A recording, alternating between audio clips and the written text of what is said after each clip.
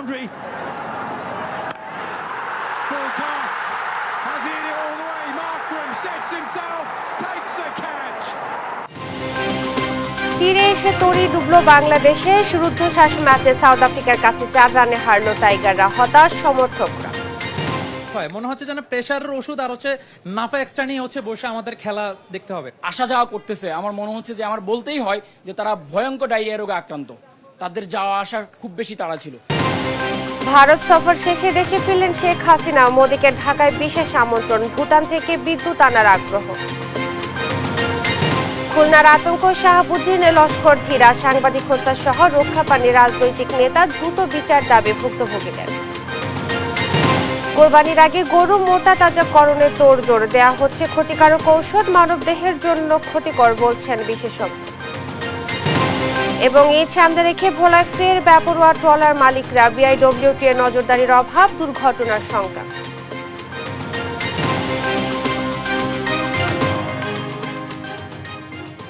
দেখছিলেন সংবাদ শিরোনাম, সঙ্গে আছি আমি ইশরাত জাহান মনি। এবারে বিস্তারিত। টানা তৃতীয় মেয়াদে ভারতের প্রধানমন্ত্রী হিসেবে নরেন্দ্র মোদীর শপথ অনুষ্ঠানে যোগদান শেষে সোমবার সন্ধ্যায় নয়াদিল্লি থেকে দেশে ফিরেছেন প্রধানমন্ত্রী শেখ হাসিনা।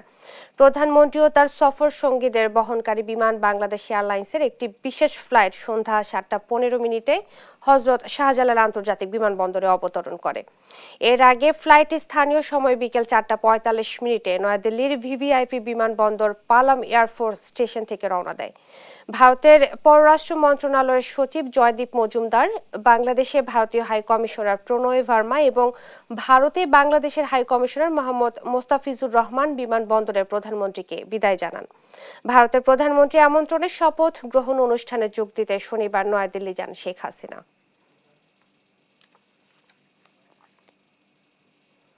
দিল্লিতে কর্মব্যস্ত সময় পার করেছেন প্রধানমন্ত্রী শেখ হাসিনা। ভারতের নতুন সরকার প্রধানমন্ত্রী নরেন্দ্র মোদীর সঙ্গে একান্ত বৈঠক করেন তিনি। আর রাহুল গান্ধী ও প্রিয়াঙ্কা গান্ধীকে নিয়ে প্রধানমন্ত্রীর সঙ্গে সাক্ষাৎ করেছেন সোনিয়া গান্ধী। এছাড়া ভুটানের প্রধানমন্ত্রী ও শ্রীলঙ্কার রাষ্ট্রপতির সঙ্গেও বৈঠক করেন শেখ হাসিনা। এসব বৈঠকে দ্বিপক্ষীয় বিষয় ও সম্পর্ক উন্নয়নে আলোচনা হয় বলে জানিয়েছেন পররাষ্ট্রমন্ত্রী ডক্টর হাসান মাহমুদ হাসানের রিপোর্ট। তৃতীয়বারের মতো ভারতের প্রধানমন্ত্রী হিসেবে শপথ নিয়েছেন নরেন্দ্র মোদী। এ শপথ গ্রহণ অনুষ্ঠানে উপস্থিত ছিলেন প্রধানমন্ত্রী শেখ হাসিনা। শপথের আনুষ্ঠানিকতা শেষে দুই দেশের প্রধানমন্ত্রী মিলিত হন একান্ত সাক্ষাতে। এ সময় নরেন্দ্র মোদী এবং এনডিএ জোটকে নির্বাচনে বিজয়ের জন্য আবারও অভিনন্দন জানান বঙ্গবন্ধু কন্যা। মোদীকে বাংলাদেশ সফরের আমন্ত্রণও জানান তিনি। সোমবার ভারতের মন্ত্রী এস জয়শঙ্করের সঙ্গে বৈঠক করেন শেখ হাসিনা। এ সময় দুই দেশের সার্বিক উন্নয়নে একসাথে কাজ করার আশা প্রকাশ করেন তিনি। প্রধানমন্ত্রীর সফর সঙ্গী পররাষ্ট্রমন্ত্রী ডক্টর হাসান মাহমুদ পরে এ নিয়ে সাংবাদিকদের ব্রিফ করেন। এটিও সৈন্য সাক্ষাৎ ছিল। দুই দেশের বন্ধুত্বপূর্ণ সম্পর্ক, পারস্পরিক যে উষ্ণ সম্পর্ক, সে নিয়ে বিস্তারিত আলোচনা হয়েছে এবং এই সম্পর্ককে আরো এগিয়ে নিয়ে যাওয়ার ব্যাপারে জয়শঙ্কর এবং মাননীয় প্রধানমন্ত্রী আশাবাদ ব্যক্ত করেছেন এবং মাননীয় প্রধানমন্ত্রী তাকে অভিনন্দন জানানোর পাশাপাশি আবার ইউনিয়ন মিনিস্টার হিসেবে নির্বাচিত হওয়ার জন্য তাকে অভিনন্দন জানানোর পাশাপাশি বাংলাদেশে যাওয়ারও আহ্বান জানিয়েছেন। এদিকে বিকেলে প্রধানমন্ত্রীর সঙ্গে সাক্ষাৎ করেন ভারতের পার্লামেন্টের রাজ্যসভা সদস্য ও কংগ্রেস পার্লামেন্টারি পার্টির চেয়ারপারসন সোনিয়া গান্ধী, তার পুত্র ও লোকসভার বিরোধী দলীয় নেতা রাহুল গান্ধী এবং ইন্ডিয়ান ন্যাশনাল কংগ্রেস পার্টির জেনারেল সেক্রেটারি প্রিয়াঙ্কা গান্ধী। এছাড়া দিল্লিতে বাংলাদেশের সরকার প্রধানের সঙ্গে সাক্ষাৎ করেছেন শ্রীলঙ্কার রাষ্ট্রপতি রনিল বিক্রমাসিং। এ সময় দ্বিপক্ষীয় নানা ইস্যুতে আলোচনা করেন তারা। কৃষি ক্ষেত্রে সহযোগিতার ব্যাপারে বিস্তারিত আলোচনা হয়েছে। কৃষি এবং ট্যুরিজম ক্ষেত্রে সহযোগিতা, কিভাবে বাংলাদেশে ট্যুরিজমের ক্ষেত্রে শ্রীলঙ্কার ইনভেস্টমেন্ট আসতে পারে সে নিয়ে আলোচনা হয়েছে। কারণ শ্রীলঙ্কা ট্যুরিজমের ক্ষেত্রে আমাদের চেয়ে অনেক এগিয়ে এবং মেরিটাইম সেক্টরে আমরা কিভাবে সহযোগিতা করতে পারি এ নিয়ে বিস্তারিত আলোচনা হয়েছে। সফরে দিল্লিতে অবস্থানরত ভুটানের প্রধানমন্ত্রীর সঙ্গেও সৌজন্য সাক্ষাতে বসেন শেখ হাসিনা। এ সময় ভারতের মধ্য দিয়ে ভুটান থেকে জলবিদ্যুৎ আমদানির বিষয়ে আগ্রহ প্রকাশ করেন তিনি। মাহমুদ হাসান, দেশ টিভি, ঢাকা। শিল্পনগরী খুলনার মূর্তিমান আতঙ্ক শাহাবুদ্দিন লস্কর ধীরা। সাংবাদিক হত্যা থেকে শুরু করে ব্যবসায়ী, রাজনৈতিক নেতা কেউই রক্ষা পায়নি তার হাত থেকে। ১৯ বছর আগে সাংবাদিক শেখ বেলাল উদ্দিন হত্যার অন্যতম আসামি। ক্ষমতাসীনদের সঙ্গে যোগ সাজস করে খালাস পেয়েছেন মামলা থেকে। শুধু তাই নয়, ২১শে আগস্ট গ্রেনেড হামলার সঙ্গেও ধীরা জড়িত ছিল বলে অভিযোগ রয়েছে। খুলনা থেকে ফিরে বিস্তারিত জানাচ্ছেন মাইনুদ্দিন আরিফ। শাহাবুদ্দিন লস্কর ধীরা, সাবেক শিবির ক্যাডার ও চরমপন্থী নেতা, সাক্ষাৎ আতঙ্কের নাম খুলনা সহ দক্ষিণবঙ্গের মানুষদের কাছে। এভাবে ২০০৫ সালের ৫ ফেব্রুয়ারি খুলনায় রিমোট কন্ট্রোল বোমা মেরে তৎকালীন প্রেস ক্লাবের সাবেক সহসভাপতি শেখ বেলাল উদ্দিনকে হত্যার চেষ্টা করে ধীরা। ৫ দিন পর ঢাকার সিএমএইচে চিকিৎসাধীন অবস্থায় মৃত্যু হয় সাংবাদিক বেলালের। দেশজুড়ে চাঞ্চল্যের সৃষ্টি করা এ হত্যার ঘটনায় ওই সময়ে খুলনা সদর থানার এসআই আমিনুল বাদী হয়ে ২টি মামলা করেন। পরে শাহাবুদ্দিন লস্কর ধীরা, রফিকুল ইসলাম ওরফে হাসান, ইকবাল হোসেন স্বাধীন, মেরাজুল ইসলাম মেরাজ, রিকশা চালক গদাই ইউনুসকে অভিযুক্ত করে আদালতে চার্জশিট দাখিল করে পুলিশ। মামলা থেকে বাঁচতে পরিচয় গোপন করে গোপনে ঢাকায় সিআইডি অফিসে তদবিরে আসে ধীরা। সেখান থেকে তাকে গ্রেপ্তার করে পল্টন থানা পুলিশ। আদালতের নথি ঘেঁটে দেখা যায় খুলনা দ্রুত বিচার আদালতে শুরু হয় এ মামলার বিচার কাজ। ২০০৭ সালে ৩ জনকে কারাদণ্ড দেওয়া হলেও যোগ সাজস করে খালাস পান সন্ত্রাসী ধীরা। সন্তানের হত্যার ন্যায় বিচার চেয়ে ১৯ বছর ধরে বুকে পাথর বেঁধেছেন বেলালের ৮০ ঊর্ধ্ব মা। 18 বছর চলে গেছে, আমার সোনার টুকরা ছেলেরা এইভাবে মেরে ফেলা গেল।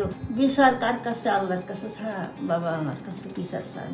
ধীরার হামলার শিকার খুলনা ২ আসনের সাবেক সংসদ সদস্য মিজানুর রহমান মিজানো। তাকেও বোমা মেরে একাধিকবার হত্যার চেষ্টা করে ধীরা। সঠিক তদন্ত করে যদি সরকার আবার এই ব্যবস্থা নেয় তাহলে এই সমস্ত অপরাধীরা পার পাবে না। তৎকালীন গণমাধ্যমের খবর, ২০ বছর আগে বঙ্গবন্ধু এভিনিউয়ে আওয়ামী লীগের জনসভায় গ্রেনেড হামলার সঙ্গেও যুক্ত ছিল চরমপন্থী ধীরা। গোপালগঞ্জে ৭৬ কেজি বোমা হামলার ঘটনার মূল নায়ক মুফতি হান্নানের সঙ্গে খুলনার ধীরার যোগাযোগ হয় এবং মুফতি হান্নান তারই আশ্রয়ে ছিলেন বেশ কিছুদিন। চরমপন্থী ও জঙ্গিবাদের বিরুদ্ধে সাংবাদিক শেখ বেলাল বেশ কিছু রিপোর্ট করেছিলেন, তাই তাকে হত্যার পরিকল্পনা করে জঙ্গিরা। খুলনা অঞ্চলের রাজনীতিবিদ ও সাংবাদিক নেতারা বলছেন ক্ষমতাসীনদের সঙ্গে যোগ সাজসেই মামলা থেকে খালাস পায় ধীরা। বেলাল হত্যা সহ খুলনা ৬ সাংবাদিক হত্যা মামলার পূর্ণ তদন্ত চান তারা। সন্ত্রাসীর কবলে খুলনা নাই, সমস্ত মামলাগুলো এখন আবারও পুনঃ তদন্ত করে সমস্ত বিচারের আওতায় আনা উচিত বলে আমি মনে করি। এই মামলায় অনেকেই খালাস পেয়েছে, আবার অনেকে যাবজ্জীবন।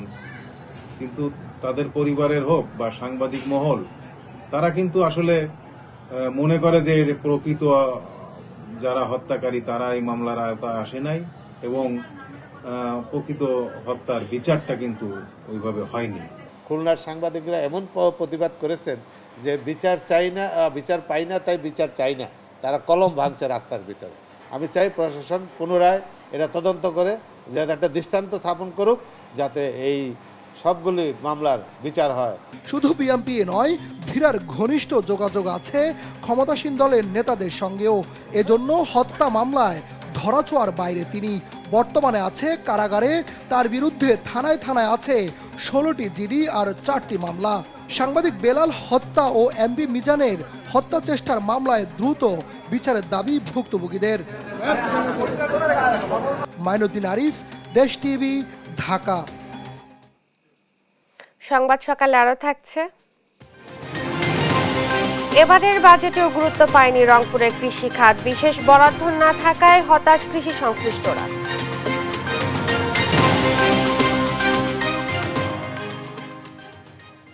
বঙ্গবন্ধু হত্যা মামলার বিচার, যুদ্ধ অপরাধীদের বিচার সহ ঐতিহাসিক রায় প্রদানকারী সুপ্রিম কোর্ট আপিল বিভাগের ১ নম্বর আদালত কক্ষটি সংস্কারের পর নতুন মাত্রা পেয়েছে বলে জানিয়েছেন প্রধান বিচারপতি ওবায়দুল হাসান। সারা দেশে আদালত কক্ষের আধুনিকায়নের মাধ্যমে কর্ম পরিবেশের উন্নয়নে প্রধানমন্ত্রীর সুদৃষ্টি কামনা করেন তিনি। সোমবার বিকেলে সংস্কার করা এজলাস কক্ষে বিশেষ অধিবেশনে এসব কথা বলেন প্রধান বিচারপতি। বিস্তারিত শামীম আক্তারের রিপোর্টে। সুপ্রিম কোর্টের আপিল বিভাগের ১ নম্বর আদালত কক্ষ সংস্কারের পর বিশেষ অধিবেশনের আয়োজন করেন প্রধান বিচারপতি ওবায়দুল হাসান। এই অধিবেশন ঘিরে প্রথমবারের মতো আপিল বিভাগে ঢোকে গণমাধ্যমের ক্যামেরা। এর আগে উদ্বোধন করা হয় স্মৃতিফলক। বিশেষ অধিবেশনে আদালত কক্ষে আইনজীবীদের উপস্থিতিতে কানায় কানায় পূর্ণ ছিল। এ সময় এজলাসে বসেন সুপ্রিম কোর্টের উভয় বিভাগের বিচারপতিগণ। এছাড়া উপস্থিত ছিলেন সাবেক প্রধান বিচারপতি সহ আপিল বিভাগের বিচারপতিরা। বক্তব্য রাখেন অ্যাটর্নি জেনারেল ও সুপ্রিম কোর্ট আইনজীবী সমিতির সভাপতি। আর প্রধান বিচারপতি বলেন, ঐতিহাসিক এই আদালত কক্ষ ভার্চুয়াল বিচারের জন্য পরিপূর্ণভাবে প্রস্তুত, যা স্মার্ট বাংলাদেশের স্মার্ট বিচার ব্যবস্থার যাত্রা শুরু করবে। একই সাথে তথ্য প্রযুক্তির সঙ্গে সংশ্লিষ্ট সবচাইতে আধুনিক অনুষঙ্গগুলো এখানে নিয়ে আসা হয়েছে। তথ্য প্রযুক্তি ব্যবহার করে ভার্চুয়াল কোর্টের মাধ্যমে বিচার কার্য পরিচালনা করতে এ আদালত এখন সম্পূর্ণ সক্ষম। বেশিরভাগ আদালতে বিচার প্রক্রিয়া পরিচালনায় বিচারক, আইনজীবী, আদালতের কর্মকর্তা কর্মচারী ও বিচার প্রার্থীরা অস্বস্তিতে ভুগছেন। আজ বাংলাদেশের শীর্ষ আদালত তথা প্রধান বিচারপতির এজলাস নানান মাত্রায় সুসজ্জিত হয়ে উঠেছে। আমরা বিশ্বাস করি এই আয়োজন নতুন দিনের সূচনা মাত্র। অধস্তন আদালতগুলোতে স্বচ্ছন্দ বিচার প্রক্রিয়া পরিচালনার স্বার্থে এ সকল স্থাপনাগুলোর আধুনিকায়ন ও উন্নয়নের জন্য আমি বিনীতভাবে মাননীয় প্রধানমন্ত্রীর সুবিবেচনা ও সুদৃষ্টি কামনা করছি। সুপ্রিম কোর্ট ন্যায় বিচার প্রতিষ্ঠার গুরুত্বপূর্ণ ভূমিকা রেখে আসছে জানিয়ে প্রধান বিচারপতি বলেন, বঙ্গবন্ধু হত্যা মামলা থেকে শুরু করে যুদ্ধ অপরাধীদের বিচার, সংবিধান সংশোধন সহ নানা আইনি সিদ্ধান্তে ঐতিহাসিক সাক্ষী এই আদালত কক্ষ। গত অর্ধ শতাব্দীরও বেশি সময় ধরে আপিল বিভাগের এ কক্ষ থেকেই অসংখ্য কালজয়ী রায় এসেছে, সিদ্ধান্ত এসেছে, ফলে আমাদের আইনি মনীষা সুগঠিত হয়েছে। এই কক্ষের প্রতিটি দেয়াল সেই ঐতিহাসিক মুহূর্তগুলোর সাক্ষী হয়ে দণ্ডায়মান আছে। আপিল বিভাগের এই কক্ষ আমাদের জাতীয় জীবনে আরো বহু ইতিহাসের সাক্ষী হয়ে আছে। এই কক্ষে এই মাটির অনেক শ্রেষ্ঠ আইনজীবী ও বিচারপতিগণ দায়িত্ব পালন করে গেছেন, যারা আজ দুনিয়াতে নেই। তাদের মেধা, দক্ষতা ও গভীর পাণ্ডিত্য দ্বারা এদেশের আইনের লিটারেচার বিপুলভাবে সমৃদ্ধ হয়েছে। উপমহাদেশের বিচার ব্যবস্থার ইতিহাস তুলে ধরে দেশের পথিতযশা বিচারপতি ও আইনজীবীদের স্মরণ করেন প্রধান বিচারপতি। 1972 সালে 18 ডিসেম্বর এর উদ্বোধন করেন জাতির পিতা বঙ্গবন্ধু শেখ মুজিবুর রহমান। বাংলাদেশ সুপ্রিম কোর্ট উদ্বোধনকালে বঙ্গবন্ধু বলেছিলেন, নির্বাহী বিভাগ থেকে বিচার বিভাগ পৃথকীকরণের কথা আহ্বান জানিয়েছিলেন আইনের শাসন কায়েমের। পূর্বসূরিদের প্রতি শ্রদ্ধা জানিয়ে উত্তরসূরিদের হাতে ন্যায় বিচার প্রতিষ্ঠার দায়িত্ব অর্পণের কথা বলেন প্রধান বিচারপতি। উত্তরসূরির হাতে বিপুল দায়িত্বের ভারবাহী যে মশালটি হস্তান্তর করে যাব। শামিমা আক্তার, দেশ টিভি, ঢাকা। ঈদ ঘনিয়ে আসায় কোরবানির গরু সহ অন্যান্য পশুর পরিচর্যায় ব্যস্ত সময় পার করছেন ঢাকার কেরানীগঞ্জের খামারিরা। একই সঙ্গে বেশি লাভের আশায় গরু মোটা তাজাকরণে ব্যস্ত সময় পার করছেন কিছু অসাধু খামারি। দেশ টিভির অনুসন্ধানে মেলে এমন চিত্রের। বিশেষজ্ঞরা বলছেন, বিভিন্ন ওষুধ ব্যবহারে গরুর মাংস শরীরের জন্য ডেকে আনতে পারে মারাত্মক ঝুঁকি। বিস্তারিত শাহাদাত নিশাদের বিশেষ রিপোর্টে। ঘনিয়ে আসছে পবিত্র ঈদুল আজহা। ঈদকে সামনে রেখে ব্যস্ত সময় পার করছেন পশু খামারিরা। এবার ভালো দামের আশায় অনেকে খামারে তুলেছেন বিভিন্ন জাতের গরু। অনেক ভালো এবং কালেকশনও ভালো। সবাই কোরবানি দিবে, এখনো কাস্টমার আসতেছে, বেচা কিনা হচ্ছে। পশুর হাট এখনো না জমলেও খামারে ভিড়ছেন ক্রেতারা। হাটের খবর তো এখন হয় নাই, ভবিষ্যৎ কি হয়। আমরা অনেক ফার্মে ঘুরছি, তো এটাতে আজকে আসলাম, আবার তো দেখি পছন্দ হলে আমরা কিনবো। রাজধানীর পাশে কেরানীগঞ্জের কিছু ডেইরি ফার্মে চলছে গরু মোটা তাজাকরণের তোড়জোড়। বেশি লাভের আশায় অনেক খামারই পশু চিকিৎসকদের পরামর্শ না মেনে করছেন এই বিপজ্জনক কাজ। সেসব খামারের চিত্র তুলে ধরতে এবার দেশ টিভির অনুসন্ধান। দেশ টিভির অনুসন্ধানে উঠে আসে গরু মোটা তাজাকরণের বেশ কয়েকটি চিত্র।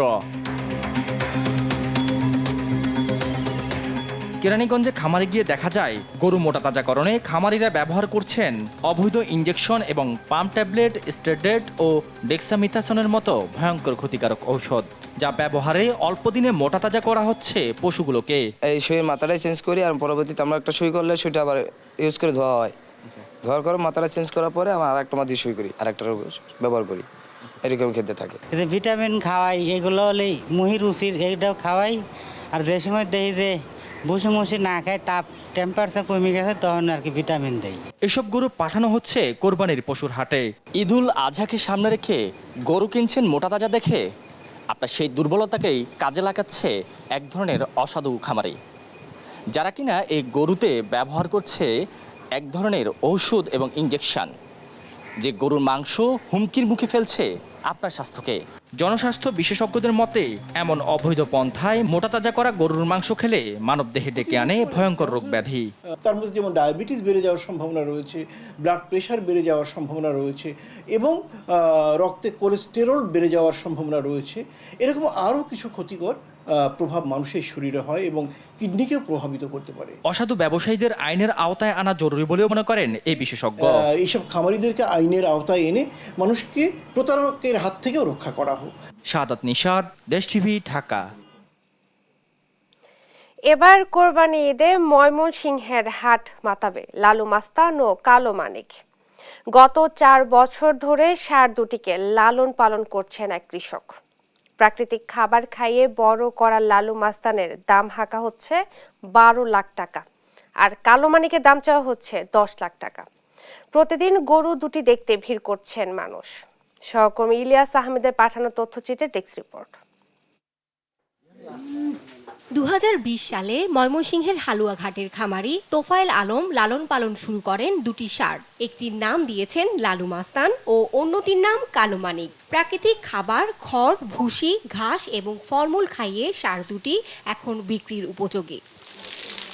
ষাঁড় দুটির পেছনে প্রতিদিন ব্যয় হচ্ছে প্রায় 2 থেকে 2,500 টাকা। কোরবানি ঘিরে শাহিওয়াল জাতের 34 মণ ওজনের অশান্ত লালু মাস্তানের দাম হাঁকা হচ্ছে 12 লাখ টাকা, আর শান্তশিষ্ট হোলেস্টিয়ান ফ্রিজিয়ান জাতের 32 মণ ওজনের কালো মানিকের মূল্য চাওয়া হচ্ছে 10 লাখ টাকা। এটা আমি দেশীয় খাবার খাওয়াইছি, যেমন ঘাস, ভুট্টা, প্রাকৃতিক খাবারগুলো খাওয়াইছি, খুব যত্ন সহকারে পালছি। তোফায়েল আলমের পাশাপাশি ষাঁড় দুটির যত্নে শ্রম দিয়ে যাচ্ছেন পরিবারের লোকজন। ন্যায্য মূল্যে ষাঁড় দুটি বিক্রির প্রত্যাশা তাদের। 4 বছর ধরে গরুগুলা ফালতাছি, যে আমার ভালো সন্তানের মতন মায়া বইয়া গেছে। এখন কোরবানিতে আসছে, আমার অনেক টাকা খরচ হয়েছে, আবার বিক্রি করতে হবে। এই বৃহত্তর ময়মনসিংহের মধ্যে আমাদের মনে হয় সবচেয়ে বড় গরু হবে। 2টা গরু অনেকদিন যাবত উনি কষ্টের সাথে লালন পালন করতেছে।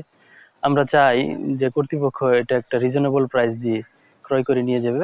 আকার আকৃতিতে বড় সুদর্শন ষাঁড় দুটিকে দেখতে তোফায়েলের বাড়িতে ভিড় করেছেন আশেপাশের মানুষজন। আজকে যে 30 মণ 34 মণ 2টা গরু হয়েছে, একটা লালু মাস্তান আর একটা কালো মানিক, এটা আমরা খুব আগ্রহ সহকারী এলাকার মানুষ দেখি। আমরা আশা করি যে আলম ভাই এই গরু, আলম ভাইয়ের মানে যে সন্তানের মতন এই গরুটা লালন পালন করছে, আমরা চাই যে যথোপযুক্ত দাম পাক। লালু মাস্তান ও কালো মানিককে কিনলেই ক্রেতাদের ঈদের বিশেষ উপহার দেওয়ার ঘোষণা দিয়েছেন মালিক তোফায়েল। নিউজ ডেস্ক, দেশ টিভি। সংবাদ সকালে আরো থাকছে। নিরাপত্তা পরিষদে গাজায় যুদ্ধবিরতির প্রস্তাব পাস, স্বাগত জানিয়েছে হামাস, মন্তব্য করেনি ইসরায়েল।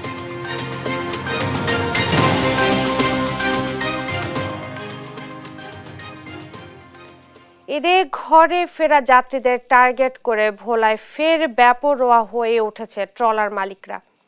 নৌযান সংকটের সুযোগ নিয়ে উত্তাল মেঘনায় নিষেধাজ্ঞা অমান্য করে ঝুঁকিপূর্ণভাবে যাত্রী পারাপার করছে ছোট ছোট ট্রলার।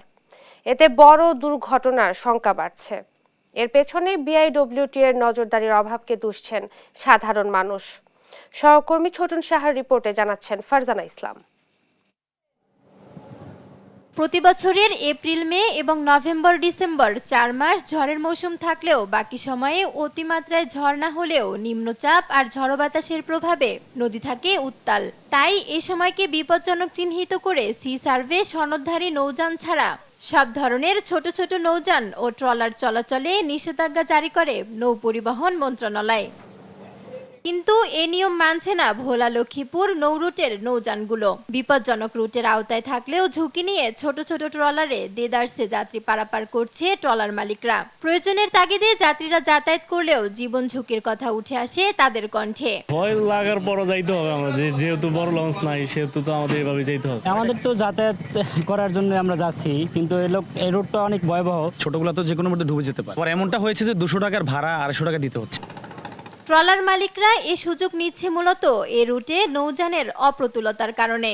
ভোলা লক্ষ্মীপুর রুটে দক্ষিণাঞ্চলের 21 জেলার যাত্রীদের চাপ থাকে। ঈদে যাত্রী চাপ বাড়ে আরও কয়েক গুণ। যাদের যাতায়াতে এ রুটে আছে মাত্র 2টি লঞ্চ, 4টি সি ট্রাক ও 4টি ফেরি। বড় ধরনের কোনো লঞ্চ না থাকার কারণে আমরা এই ছোট ছোট ট্রলারগুলো দিয়ে নৌযানগুলো দিয়ে পারাপার হতে হয়। ওদের যাওয়া লাগবে, কিন্তু ওনারা তো দেখা গেছে কর্তৃপক্ষ বাধা মারে না। অবৈধ নৌযান চলাচল বন্ধে ক্যামেরার সামনে বিআইডব্লিউটি এর কর্মকর্তারা কথা বলতে রাজি না হলেও জেলা প্রশাসক বলছেন যাত্রীদের নিরাপত্তা নিশ্চিতে চালানো হবে অভিযান।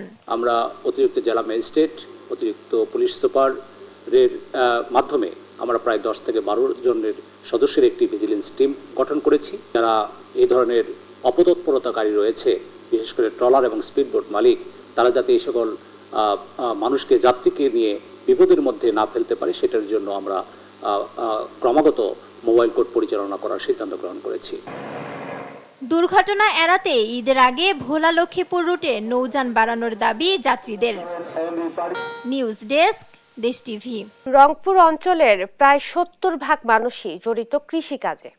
তাই এ অঞ্চলের কৃষকদের সহজ শর্তে ঋণ, কৃষি উপকরণের মূল্য কমিয়ে টেকসই উন্নয়ন এবং কর্মসংস্থান সৃষ্টির পাশাপাশি কৃষিভিত্তিক শিল্প কারখানা তৈরি করতে বাজেটে 40% বরাদ্দ না থাকায় হতাশ কৃষি সংশ্লিষ্টরা। মাহমুদ রকির তোলা ছবিতে রফিকুল ইসলামের প্রতিবেদন, জানাচ্ছেন সালমা জাহান। আঁশবিহীন আম হাড়ি ভাঙা, বিশ্বখ্যাত এ ফলের স্বাদ ও গন্ধ অতুলনীয়। শুধু ফল হিসেবেই নয়, অর্থনীতি পাল্টে দিতেও বেশ বড় অবদান রাখছে রংপুরের এ আম।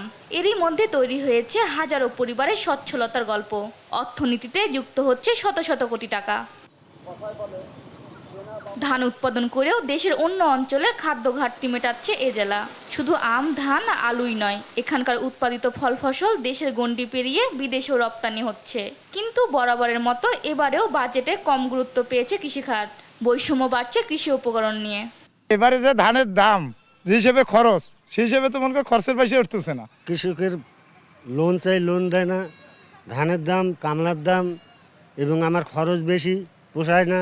নিজেরাই যদি আলুটা নিজেরাই বাজারজাত করে রাখতে পারতাম তাহলে আমরা লাভবান হতে পারতাম। যেহেতু আমরা নিজেরা রাখতে পারি নাই, তাহলে আমরা কিভাবে লাভবান হব? জেলার বার্ষিক খাদ্য চাহিদা 57 লাখ মেট্রিক টনের বেশি হলেও বার্ষিক উৎপাদন মাত্র 11 লাখ মেট্রিক টন। এরপরও রংপুর জেলা থেকে অন্যান্য জেলায় খাদ্যের যোগান দেওয়া হচ্ছে 0.45%।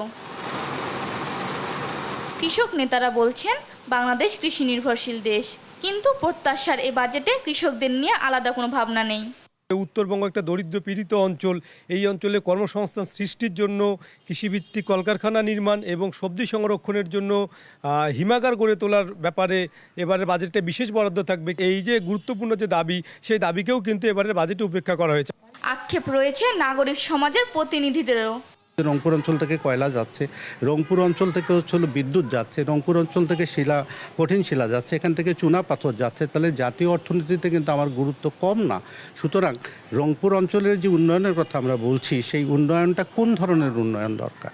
কর্মসংস্থান সৃষ্টির জন্য প্রস্তাবিত বিশেষ অর্থনৈতিক জোন স্থাপন, নর্থ বেঙ্গল ডেভেলপমেন্ট মিনিস্ট্রি গঠন, তিস্তা মহাপরিকল্পনা বাস্তবায়ন এবং আলাদা বাজেট বরাদ্দ রেখে দ্রুত মেগা প্রকল্প বাস্তবায়নের দাবি অর্থনীতিবিদদের। নিউজ ডেস্ক, দেশ টিভি। শেরপুরের গারো পাহাড়ে পরীক্ষামূলকভাবে শুরু হয়েছে আঙ্গুর চাষ। ভারত থেকে চারা এনে এ ফলে চাষ করেছেন উদ্যোক্তা জালাল মিয়া। ফলনও হয়েছে বেশ ভালো। এরই মধ্যে বিক্রি করেছেন 70,000 টাকার আঙ্গুর। তার সফলতা দেখে আশেপাশের অনেকেই আগ্রহী হচ্ছেন এ ফল চাষে। সহকর্মী রফিক মজিদের তথ্যচিত্রে সালমা জাহানের ডেস্ক রিপোর্ট।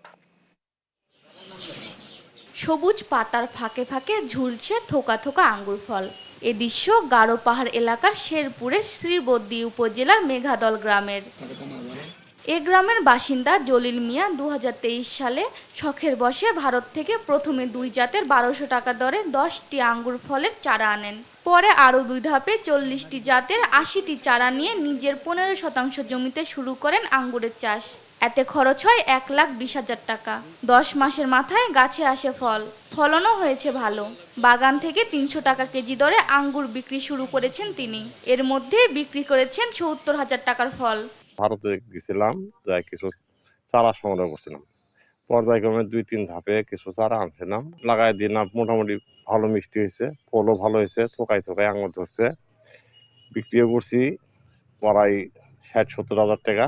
তার এই সফলতা দেখে আশেপাশের অনেকে আগ্রহী হয়ে উঠেছেন এই ফল চাষে।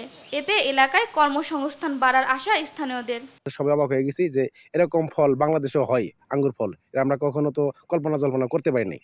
এখন আমাদের প্ল্যান আছে যে আমরাও মামার কাছ থেকে কিছু চারা কিনে আমরা এই আঙ্গুর ফলের বাগান চাষ করব। অনেক যুবক আছে, বেকার আছে, এরা কর্মসংস্থান হবে, কিছু কাজ করবে, কিছু শ্রমিক বাড়বে, আমাদের ব্যবসায় উন্নতি হবে। আঙ্গুর ফলের চাষ দেশে ছড়িয়ে দেওয়া গেলে আমদানি নির্ভরতা কমার আশা উদ্যোক্তাদের। আমরা অন্য দেশ থেকে বাংলাদেশে আঙ্গুর আমদানি করি, তো আমরা আশা করতেছি আমরাই বাংলাদেশ থেকে অন্য দেশে রপ্তানি করার চিন্তাধারা করতেছি। আমাদের দেশের সরকার যদি পৃষ্ঠপোষকতা থাকে তাহলে আমরা এটা বাণিজ্যিকভাবে এই এলাকায় আমরা আঙ্গুরের চাষ করে সফলতা পাবো বলে আমি মনে করি। গারো পাহাড়ের মাটি আঙ্গুর চাষের উপযোগী জানিয়ে কৃষি কর্মকর্তা বলছেন, এই ফল চাষ বাড়াতে কৃষকদের দেওয়া হচ্ছে সব ধরনের সহায়তা। অন্য কোনো কৃষি উদ্যোক্তা যদি আঙ্গুর চাষে আগ্রহী হন তাহলে উপজেলা কৃষি অফিস থেকে প্রয়োজনীয় প্রশিক্ষণ এবং পরামর্শ প্রদান করা হবে। আমাদের শেরপুর জেলার শ্রীবর্দী, ঝিনাইগাতি এবং নালিতাবাড়ী উপজেলার মাটি অ্যাসিডিক হওয়ায় এই এলাকার মাটি আঙ্গুর চাষের জন্য উপযুক্ত। পরীক্ষামূলক এই আঙ্গুর চাষ বাণিজ্যিকভাবে ছড়িয়ে দিতে কাজ করার কথা জানায় কৃষি বিভাগ। নিউজ ডেস্ক, দেশ টিভি। অচেনা অজানা দূর দূরান্তের পথিকদের জন্য নীলফামারীর এক ব্যক্তি নির্মাণ করেছেন একটি ব্যতিক্রমধর্মী মুসাফিরখানা। একজন অতিথি যতদিন ইচ্ছে থাকতে পারেন এই মুসাফিরখানায়। এখানে থাকার পাশাপাশি বিনামূল্যে পান খাবার সুবিধা। সহকর্মী রাশিদুল ইসলামের পাঠানো তথ্যচিত্রে বিস্তারিত জানাচ্ছেন দিবাশ্রী বড়ুয়া। নীলফামারীর ডিমলা উপজেলার দক্ষিণ বালাপাড়া গ্রাম। মুসাফির আতিথেয়তায় এখানে আছে ছিমছাম একটি বাড়ি। আধুনিক না হলেও প্রয়োজনীয় সবকিছুরই ব্যবস্থা আছে। বাড়ির বাইরে আছে ইবাদতখানা। বিনা পয়সায় থাকার পাশাপাশি অতিথির জন্য খাবারের ব্যবস্থাও রাখা আছে। 2010 সালে আব্বাস উদ্দিন সরকার মুসাফিরখানাটি তৈরি করেন। 6 বছর পর মারা যান তিনি। তবে মৃত্যুর আগে মুসাফিরখানাটি পরিচালনার ভার সন্তানদের উপর দিয়ে যান তিনি। এরপর থেকেই আব্বাস উদ্দিনের সন্তানেরা দেখভাল করছেন এটি। খায় বেড়ায়, পার্টি করছিল, পুরো পার্টির লোক আইসে খায় দেয় বেড়ায়, এই আছে খায়া দেয়। এখানে তো ওই যে কয় বছর করতে করতে বুড়া হঠাৎ করে মারা গেল। মারা যাওয়ার পরে এলা ব্যক্তি উদ্যোগে চললেও মুসাফিরখানাটি পরিচালনায় সহযোগিতার হাত বাড়াতে পারবেন যে কেউ। দেশে বিদেশে মনে করো ভারত বাংলা বিভিন্ন জায়গায় ঘুরছে, ঘোরার পরেই অনেক জায়গায় না খাইয়া ছিল, রাতে থাকার কষ্ট। এই মর্মে উনি চিন্তা করলো যে আমি একটা মানুষ থাকতে যে কষ্ট হয় তার জন্য একটা বিশ্রামালয় দেব এবং খাওয়া থাকার জন্য সুব্যবস্থা। যারা অতিথি আসে তাদেরকে আমরা ওই খাওয়া দেই। এখানে যদি কেউ সহযোগিতা আমাদের করতে চায়, সরকারিভাবে হোক আর বেসরকারিভাবে হোক, আমরা সেটাকে সাধুবাদ জানাবো। মাস জুড়েই মুসাফিরখানায় অতিথির আনাগোনা থাকে। আব্বাস উদ্দিনের এই মহতি উদ্যোগ ধরে রাখতে চান তার সন্তানেরা। নিউজ ডেস্ক, দেশ টিভি।